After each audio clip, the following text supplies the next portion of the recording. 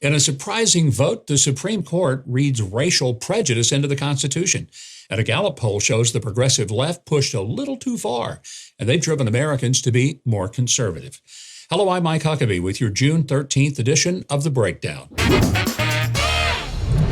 Now, before we get started, if you get to the end of the video and you find it informative, I hope you'll leave a like and be sure to click the subscribe button below. In a major ruling last Thursday that might endanger the GOP's razor-thin House majority, John Roberts and Brett Kavanaugh sided with the three liberal justices in a 5-4 ruling striking down Alabama's congressional map because they said it violated provisions in the Voting Rights Act. Alabama had argued that districts should be race neutral, but this is going to force the redrawing of at least 2 districts to be majority black, so they'll be easily won by Democrats. And Democrats in other states will likely rush to file lawsuits to redraw district lines based on skin color there as well. The ruling is rather baffling.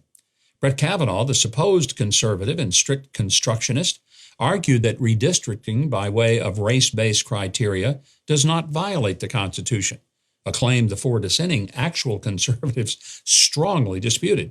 Justice Gorsuch said that this ruling sends the Voting Rights Act down a perilous path, and Justice Thomas wrote that this represents yet another installment in the disastrous misadventure of this court's voting rights jurisprudence, adding, "The question presented is whether Section 2 of the Voting Rights Act, as amended, requires the state of Alabama to intentionally redraw its long-standing congressional districts so that black voters can control a number of seats roughly proportional to the black share of the state's population.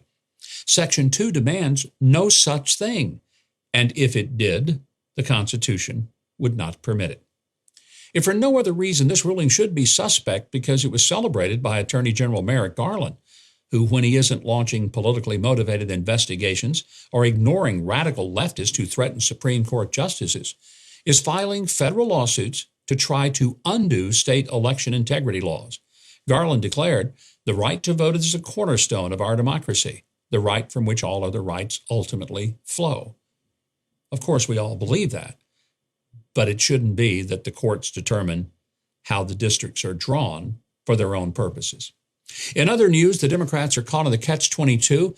It's obvious that they want to complete and permanently have one-party power, and they're pretty much willing to do anything to get it, as Thursday proved beyond a shadow of a doubt with the indictment of former president and current opposition frontrunner Donald Trump.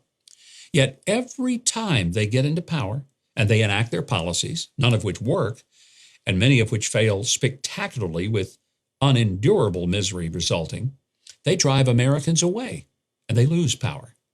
They can only hope that by constantly changing and redefining the terms, the people will forget just how toxic their policies are, and maybe they'll get voted right back in power until they get reminded again, good and hard. Want some proof? Well, there's no denying that over the past few years, Americans have endured an unprecedented onslaught of gender propaganda from the Democratic Party. We've been told that there's such a limitless number of genders that I expect the next Spider-Man movie to be called Into the Genderverse. Judging by the way that their media lapdogs frame the gender fantasy as established fact, and any questioning of it is transphobic, controversial, you'd think that all but a few obsolete fossils have now swallowed the gender Kool-Aid. Well, apparently even some obsolete fossils have swallowed it. When a person can be married in the morning and thrown out of the restaurant for being gay in the afternoon, something is still very wrong in America. Yeah, what's wrong, Joe, is that you just made that up out of thin air. There's not one instance of what you just said has ever happened in America. Not one. It's insane. And the press, they let him get away with it. As you might have seen, the Biden administration even went so far as to violate federal law in displaying the Pride Progress flag front and center, flanked on either side by the American flag. Joe Biden tweeted the picture of this atrocity saying, "Today, the people's house, your house, sends a clear message to the country and to the world. America is a nation of pride."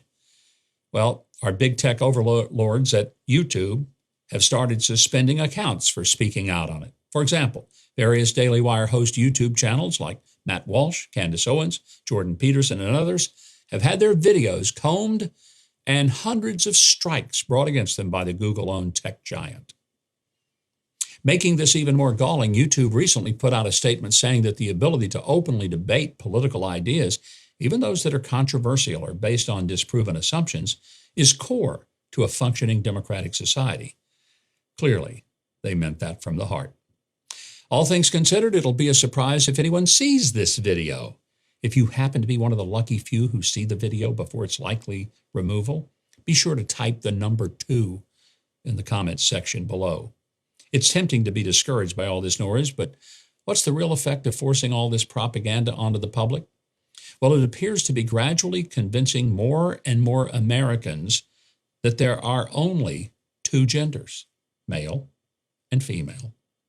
Blogger and law professor Ann Althouse reports that the Public Religion Research Institute has been conducting an annual study of Americans' views on gender. In 2021, 59% of Americans said there are only 2 genders. 40% said there are many gender identities. In 2022, after a year of gender smorgasbord hype, those numbers shifted slightly to 62% and 35% respectively. And in the latest survey, by 2023, 65% said there are only 2 genders. Only 34% there are many. I don't know if the radical gender political activists have gone so far off the deep end, especially with the pushing of transing children, that people are now recognizing their ridiculousness and rejecting them, and in growing numbers. Or if they're just so obnoxious that people are rejecting their wishing will make it so arguments out of sheer annoyance. But it is good to know that in screaming in people's faces that they will accept the complete denial of biological reality, or else, well, it's just not a good strategy for winning friends and influencing people. And to prove that's no outlier, but rather an inevitable result of giving arrogant, incompetent leftists power, according to the latest Gallup Values and Belief Survey, after more than 2 years of far-left wokeism and Biden demonizing conservatives, America is actually getting more conservative. For most of the past 8 years, Americans were about evenly split on whether they were conservative or liberal on social issues. In 2021, 33% described themselves as conservative or very conservative on social issues, while 34% were liberal. 2 years later, 38% say they're conservative or very conservative on social issues, while only 29% are liberal. That's the highest number of conservatives since 2012.